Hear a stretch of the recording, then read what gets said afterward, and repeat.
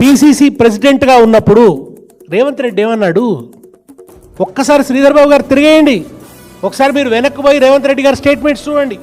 రాగానే మేము ఫార్మాసిటీని రద్దు చేస్తాం, భూములు రైతులకు తిరిగి ఇచ్చేస్తామని అన్నాడు.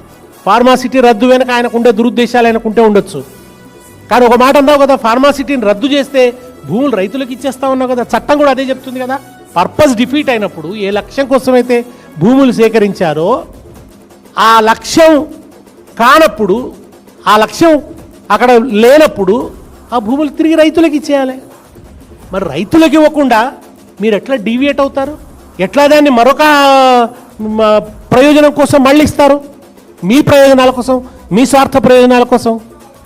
అందుకనే కేటగారికల్గా చెప్పారు హరీష్ రావు గారు, అక్కడ ఫ్యూచర్ సిటీని రద్దు చేస్తాం, ఈ రియల్ ఎస్టేట్ దందాలు నడవడానికి వీల్లేదు, ఈ బినామీ దందాలు, ఈ రేవంత్ రెడ్డి ఆయన తాబేదారులు, ఆయన బినామీలు దాని చుట్టూ చేరి నడుపుతున్న ఈ దందాలిక నడవడానికి వీల్లేదు అని చెప్పి ఆయన దాన్ని రద్దు చేస్తామని చెప్పారు.